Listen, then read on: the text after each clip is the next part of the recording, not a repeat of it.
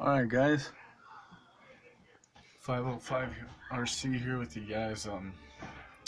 Finally got my two motors in the mail today, so here you go. Here's the part number if you guys need it, from Horizon Hobby. Dynamite motor. I don't know what pinion it is. Hopefully you guys can see this. I'll review the video to make sure you guys can see this. Yeah, here's one still in the package. Got my second one out, or first one, whatever you want to call it. Matches the stock motor here, which I burnt up on 2S, so this motor's no good. That's why I had to get two motors. I want to do a dual motor system on this guy, but I need another transmission since they don't just sell the plate only. So we'll move this guy out of the way here, because this is our focus, is this guy right here. Set the new motor there. And how I was thinking of doing it is get well, this plate's molded into the tranny. Wow. Well, I'm doing this all brand new with you guys, so this tranny plate, or motor mount plate, I guess you could call it, is molded in to the transmission here. So it's not separate like I thought it would be. So I got one screw out, guys, right here. That's your adjustable or adjustment setting here. You have to take your spur gear off to get the other screw in there to get the motor off. Well, crap, I guess I'd just bolt, like cut this other plate off somehow, or since it's only plastic, I can maybe get a thicker sheet metal that's this gauge and set it on here. And let's see here, kind of brainstorming with you guys, so bear with me if you will. So this guy would basically sit right in here like so. So Shin RC was asking me, how the heck am I gonna get that second motor in this guy? And I'm gonna try and figure it out right now. I was figuring I would set it along the lines of up here, just like the ECX 10 or 10.2 that you can do a dual motor system in, and just set another plate right here and then drill a hole behind the spur gear like how this bottom motor is, and cut this, notch this out if I have to, for the motor to sit right here like that, see? And it's gonna hit the, oh, it barely clears the receiver box depending on how far you gotta go in. But I got enough room to move it back a little bit. Plus I'm gonna relocate the battery right here like Shin RC did already.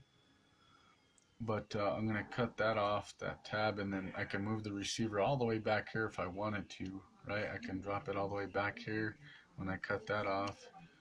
But for right now, it would barely clear the receiver, but I gotta notch it out right here. See what I'm saying? I'm thinking about setting them right basically on top of each other like that, right in there, so it'll fit in there.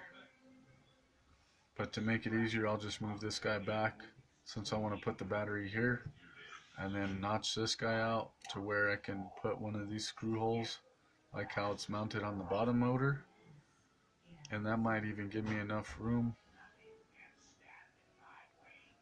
No, I'd have to make one little piece off this bottom part that I can screw on to the back side here, or even through the front side with the spur gear off, and just for that second hole to mount it and make it adjustable. So I could do that. That'd be easy to figure that out and mount it, because you mount that right into the plate here.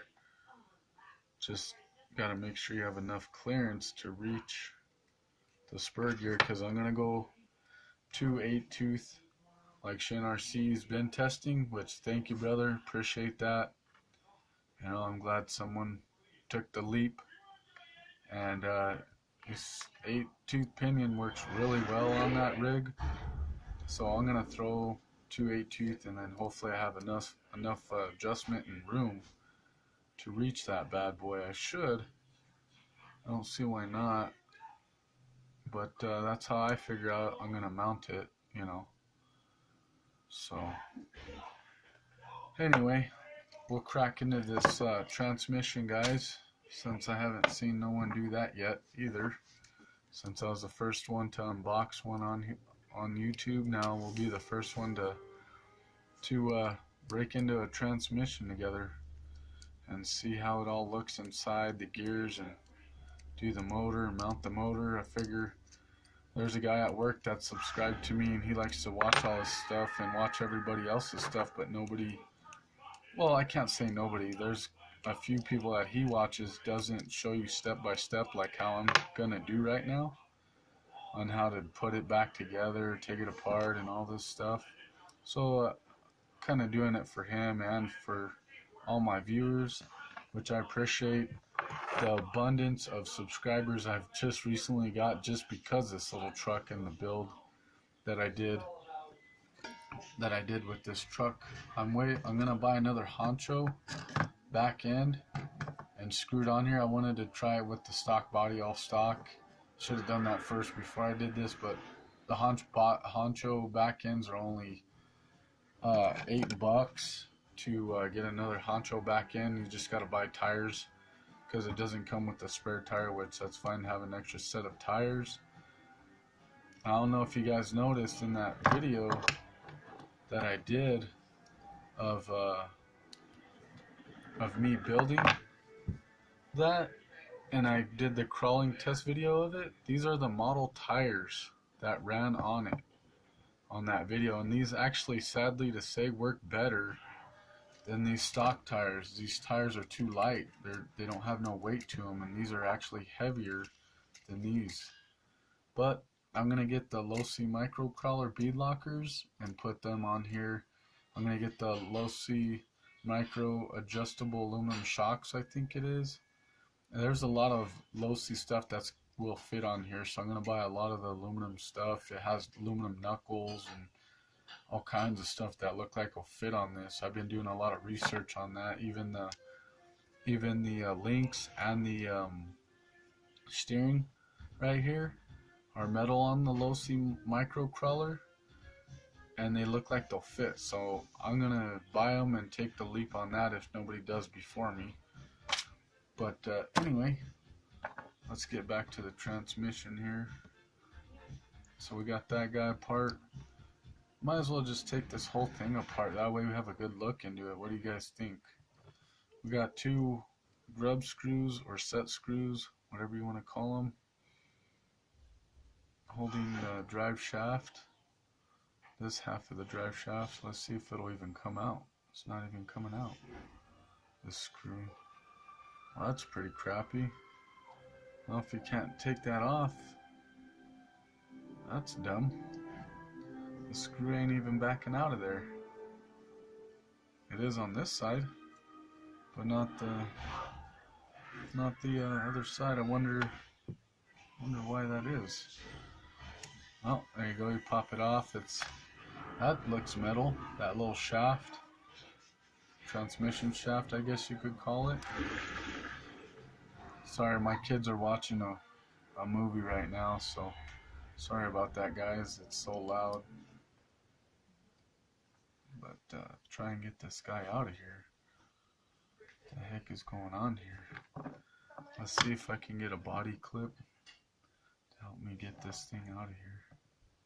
If I can move that plastic out of the way. Dang, man. This thing does not want to come out. That's dumb.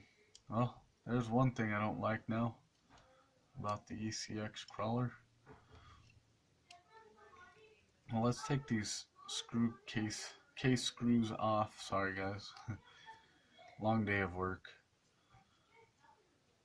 So there's that one. Take this one off.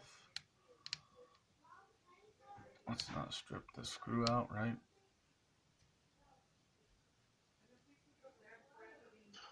There we go. There's screw number 2. Hopefully I'm in the camera view here. Doing it with my phone, guys, so if I'm not that loud, sorry. You just have to turn your volume up on your TV or your phone.